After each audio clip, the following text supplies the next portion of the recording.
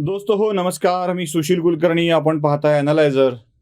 शिवसेना, काँग्रेस, राष्ट्रवादी आणि भारतीय जनता पार्टी या चार पक्षांच्या भोवती महाराष्ट्राचं राजकारण आता पिंगा घालू लागलंय.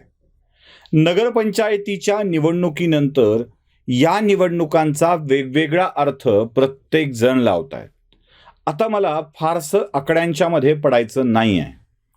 पहिल्या क्रमांकावर कोण, दुसऱ्या क्रमांकावर कोण, तिसऱ्या क्रमांकावर कोण हे पण सांगायचं नाही आहे. कारण या आकड्यांना राजकीय अर्थानं फार काही महत्त्व आहे असं मला वाटत नाही.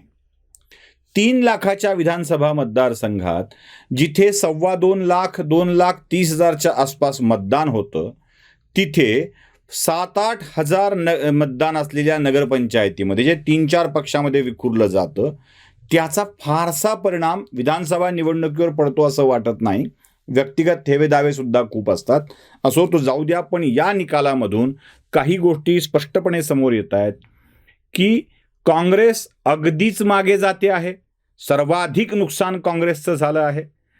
बाकी पक्षाचा गेन झाला आहे. म्हणजे काँग्रेसला तर इतका लॉस झाला आहे की तो लॉस सगळ्या पक्षांच्या मध्ये आपल्याला भरून गेल्यासारखा दिसेल. म्हणजे भाजपनं काही गेन केला आहे, राष्ट्रवादीनं काही गेन केला आहे, शिवसेनेनं काही गेन केला आहे.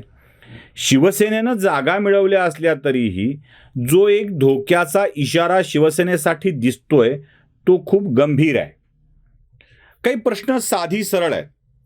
2014 ते 2019 या काळामध्ये देवेंद्र फडणवीस भारतीय जनता पक्षाचे मुख्यमंत्री होते.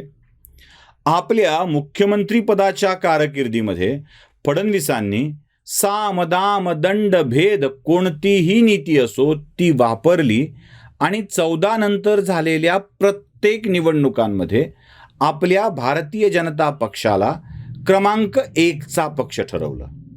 जिल्हा परिषद पंचायत समितीच्या निवडणुका असोत, मनपाच्या निवडणुका असोत, नगर परिषदांच्या निवडणुका असोत की नगरपंचायत ग्रामपंचायतच्या निवडणुका असोत, स्थानिक स्वराज्य संस्थांच्या प्रत्येक निवडणुकीमध्ये भारतीय जनता पक्ष फडणवीसांच्या कालखंडामध्ये ते आजपर्यंत 1 नंबरचा राहिलेला आहे. आता सत्ता बदलली आणि उद्धव ठाकरे महाराष्ट्राचे मुख्यमंत्री झाले. अपेक्षित असतं की त्याच नीतीप्रमाणे उद्धव ठाकरे आपल्या पक्षाला क्रमांक 1 वर घेऊन जातील. क्रमांक 1 वर जाणं सोडा, पण इथे भाजपच्या नंबर 1 ला उद्धव ठाकरेंना धक्का पण लावता आलेला नाही आहे आणि स्वतःच्या पक्षाला दुसऱ्या क्रमांकावर पण ठेवता आलेलं नाही आहे. मागच्या निवडणुकांच्या मध्ये शिवसेना क्रमांक 2चा पक्ष ठरत होता, आता तो 3चा पक्ष ठरलेला आहे. शिवसेनेच्या ऐवजी राष्ट्रवादीची वाढ मोठी झाली आहे. मुख्यमंत्री म्हणून उद्धव ठाकरे आपल्या संघटनात्मक बांधणीत अपयशी ठरलेत हे स्पष्टपणे नमूद करावं लागेल. राजकीय पक्षांच्या संघटनात्मक बांधणीमध्ये भाजप अव्वल आहे आणि त्या खालोखाल शिवसेना होती जिची संघटनात्मक बांधणी शाखा पातळीपर्यंत उत्तम होती. म्हणजे मुंबई आणि खास करून महानगरांच्या मध्ये शिवसेनेची शाखा पद्धत एक मजबूत होती. या पद्धतीला कुठे सुरुंग लागलाय का, या पद्धतीला कुठे डळमळीत झालंय का, उद्धव ठाकरेंच्या कारकिर्दीमध्ये याचा विचार शिवसेनेनं करण्याची आवश्यकता आहे. आता येतोय मी मूळ मुद्द्यावरती, म्हणजे मला जो व्हिडिओत मुद्दा मांडायचा आहे तो. गंमत अशी आहे महाराष्ट्राच्या राजकारणामध्ये की शिवसेना हा हिंदुत्ववादी जरी असला तरी जातीयवादी पक्ष म्हणून कधीच गणला गेला नव्हता. बाळासाहेब ठाकरेंनी कोणत्याही माणसाला उभं करावं आणि निवडून आणावं अशी स्थिती होती. ही शक्ती, ही किमया फक्त काँग्रेसनं साधलेली होती. दगडालाही तिकीट दिलं तर दगड निवडून येतो असं काँग्रेसमध्ये म्हटलं जायचं. होतंही तसंच. अगदी पंढरपूर लोकसभा मतदारसंघ जेव्हा आरक्षित होता तेव्हा काहीच काम न करणारे संदीपान थोरात कितीतरी वेळेला निवडून आलेले आहेत. माणिकराव गावितांचं उदाहरण आपल्याला सांगता येईल. तशी कामाची आणि राजकीय गुणवत्ता नसताना सुद्धा अनेक माणसं काँग्रेसचं तिकीट आहे म्हणून निवडून आलेली आहेत आणि त्यानंतर ही किमया साधली ती केवळ आणि केवळ शिवसेनेला. सामान्यातल्या सामान्य माणसाला जातीचा विचार न करता उभं करावं आणि त्याला निवडून आणावं. अगदी माझं हे वाक्य शरद पवारांनी देखील जाणीवपूर्वक राज ठाकरेंच्या मुलाखतीमध्ये पुण्यात सांगितलेलं होतं, आठवत असेल तुम्हाला. चंद्रकांत खैरेंचा उल्लेख करून शरद पवार म्हणाले होते की खैरेंच्या समाजाची लोकसंख्या 1%, अर्धा टक्का पण नसेल, पण तरीही खैरे 4 वेळेला खासदार झाले होते. अर्थात हे सांगण्यामागचा शरद पवारांचा हेतू कौतुकाचा कमी होता आणि याची जाणीव करून देण्याचा अधिक होता.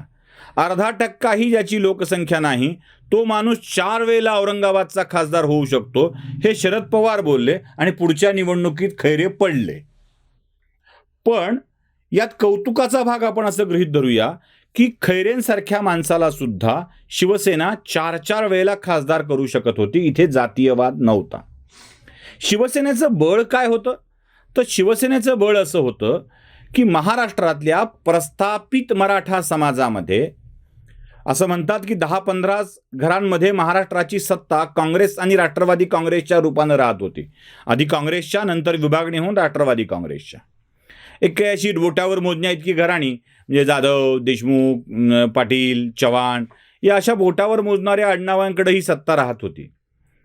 महाराष्ट्रातल्या उपेक्षित असलेल्या, विस्थापित असलेल्या, सामान्य घरातील असलेल्या मराठा तरुणाला राजकारणामध्ये बोलवून त्याला मानाचं स्थान देऊन त्याला प्रतिनिधित्व देऊन मोठं केलं ते शिवसेनेनं.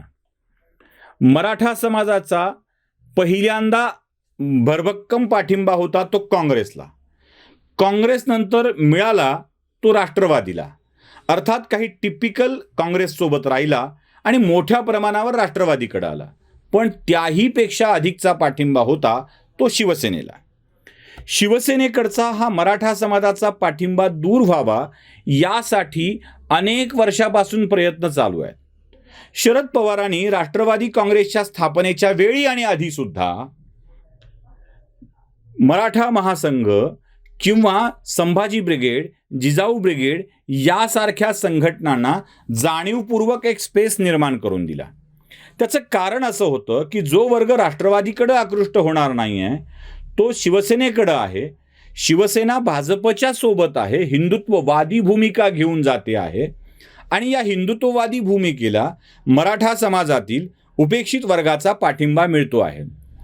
त्याला एक वेगळा विचार, वेगळी दिशा दिली तर हा शिवसेनेपासून दूर जाईल अशी संकल्पना मनात ठेवून वेगवेगळ्या मराठा संघटनांना शरद पवारांनी बळ दिलं. केवळ शरद पवारांनीच दिलं असं नाही, तर विलासरावांनी देखील छावा संघटन जेव्हा स्थापन होऊ लागलं तेव्हा त्याला जाणीवपूर्वक एक स्पेस निर्माण करून दिला. शिवसेनेकडे जाणारा सामान्य मराठी तरुण ज्याचा राजकारणाशी संबंध नाही अशा तरुणाला ती जागा उपलब्ध करून देण्याची वेळ होती. शिवसेनेवर याचा फारसा फरक पडला नाही. शिवसेना आपल्या गतीनं वाढत गेली. एक वेळ अशी आली 2014च्या निवडणुकीमध्ये की शिवसेना हा 2ऱ्या क्रमांकाचा पक्ष ठरला. त्याआधी शिवसेना 1ल्या क्रमांकाचाही पक्ष ठरला होता. महाराष्ट्राच्या राजकारणात शिवसेनेचं अधःपतन करायचं असेल तर शिवसेनेपासून हा उपेक्षित सामान्य मराठा तरुण दूर नेणं अपेक्षित होतं. शिवसेनेच्या विरोधात राहून ही कृती करता येणं शक्य नव्हतं, कारण ठाकरे परिवार हा बाळासाहेबांच्या सहित सगळेच्या सगळे शरद पवारांवर तुटून पडत होते. आता शरद पवारांनी चाणाक्षपणे जी गोष्ट ओळखली ती अशी होती की जर शिवसेना संपवायची असेल तर शिवसेनेशी जवळीक करायला हवी. उद्धव ठाकरे यांना मुख्यमंत्रीपदाचं आमिष शरद पवारांनी दाखवलं आणि आयतेच उद्धव ठाकरे राष्ट्रवादीच्या गळाला लागले. आता राष्ट्रवादीचा कार्यकर्ता जो सामान्य उपेक्षित मराठा होता त्या वर्गाला आपल्याला एक समर्थ नेतृत्व आणखी एक मिळालं आहे याची जाणीव झाली आणि ती करून देण्याचं काम संजय राऊतांनी केलं. आता यानंतर उद्धव ठाकरेंच्या नेतृत्वात शिवसेना बाळासाहेबांच्या सारखी आक्रमक नाही याची जाणीव शिवसैनिकांना त्या उपेक्षित वर्गाला होऊ लागली. सतत सत्तेत राहायचं असेल तर राष्ट्रवादी आणि शरद पवार सोबत असणं आवश्यक आहे याची जाणीवही त्या वर्गाला झाली आणि तो वर्ग आपसूक राष्ट्रवादीकडे वळू लागला. त्याचा परिणाम तुम्हाला कधीही दिसणं शक्य नव्हतं कुठली तरी निवडणूक झाल्याशिवाय, आणि तो बरोबर नगरपंचायतीच्या निवडणुकीच्या निमित्तानं समोर आलेला आहे. तुम्ही नीट या निकालाचं ऑब्झर्वेशन करून बघा. राष्ट्रवादी पक्ष हा 2ऱ्या क्रमांकावर आहे तिसऱ्या क्रमांकावर शिवसेना आहे. सकृतदर्शनी बघितल्यावर शिवसेनेला यश मिळालंय असं दिसतं. आपण विदर्भाचा विचार करूया. यवतमाळ, वाशिम या जिल्हा वगळता विदर्भातल्या 9 जिल्ह्यात शिवसेना अगदी नगण्य आहे आणि जिथे राष्ट्रवादीला काहीच स्थान नव्हतं ती राष्ट्रवादी दुसऱ्या क्रमांकावर गेलेली आहे. बघा, हे फार गंभीर आहे. राष्ट्रवादी काँग्रेसला विदर्भात फारसं स्थान नव्हतं. जे स्थान शिवसैनिकांनी राष्ट्रवादीला निर्माण करून दिलं आणि त्याच्या जोरावर विदर्भात राष्ट्रवादी मोठी झाली. कोकणात काय झालंय? खरं तर कोकण हा शिवसेनेचा गड, जिथे भाजपलाही आपले पाय रोवता येत नव्हते. कोकणामध्ये फार फार तर मुंबईच्या जवळचा परिसर म्हणून गणेश नाईकांचं प्राबल्य जिथं होतं तिथे एक नेता भाजपला मिळाला आणि खाली तळकोकणात नारायण राणे नावाचा एक हुकमी एक्का भाजपकडं आला. नारायण राणे आणि ठाण्यामधल्या, नवी मुंबईचा भाग तो, ठाण्यामधल्या गणेश नाईकांचा प्रभाव सोडला तर इंटायर कोकणामध्ये भाजपला फारशी अशी संधी नव्हती. तरीही भाजपनं तिथं लक्षणीय जागा जिंकल्या आणि जो राष्ट्रवादी काँग्रेस पक्ष रायगड वगळता कुठेही तुम्हाला दिसणं शक्य नव्हतं त्या राष्ट्रवादी काँग्रेस पक्षाला नगरपंचायती ताब्यात मिळाल्या. त्याशिवाय तिथली संख्याही वाढली. राष्ट्रवादीची ही संख्या वाढण्याचं कारण काय? तर अनिल परब किंवा संजय राऊत किंवा विनायक राऊत यांच्यासारख्या मंडळींनी शरद पवारांच्या चरणावर शिवसेनेची ही सगळीच शिवसैनिक अशी ओंजळीत घेऊन अर्पण केली. त्यांना आपला नेता उद्धव ठाकरेंच्या ऐवजी शरद पवारांच्या मध्ये दिसू लागला आणि ही अर्पण केलेली ओंजळ राष्ट्रवादीचं पारडं जड करून गेली. जर शिवसेनेलाही फायदा होणार असता तर पश्चिम महाराष्ट्रात राष्ट्रवादी इतकाच फायदा शिवसेनेला होणं अपेक्षित होतं. मराठवाड्यामध्ये भाजप नामशेष होऊन तिथे शिवसेना वाढायला हवी होती. हे घडलं नाही. मराठवाड्यातही भाजप क्रमांक 1 वरच राहिला, राष्ट्रवादी क्रमांक 2 वर राहिला, शिवसेना क्रमांक 3 वर गेली. कोकणात राष्ट्रवादी शिवसेनेच्याही पुढे निघून गेली. विदर्भात राष्ट्रवादी काँग्रेस शिवसेनेच्याही पुढे निघून गेली. बरोबर शरद पवारांनी टाकलेला हा डाव उपयोगाचा ठरला आहे. आजपर्यंत संघटना सांभाळत शिवसेनेला कमी करण्यासाठी केलेला खर्च वाया गेला होता. जो शिवसेनेला मुख्यमंत्रीपद देऊन शिवसेना संपविण्याचा शरद पवारांचा पूर्ण डाव आता यशस्वी होऊ लागला आहे आणि या डाव्यात विश्वप्रवक्ते संजय राऊत त्यांना मनोभावे हनुमानासारखी मदत करतायत. शिवसेनेला कळलं असेल तर आनंद आहे, नसेल कळलं तर जाऊ दे तिकडं असं म्हणण्याची स्थिती आहे. नमस्कार.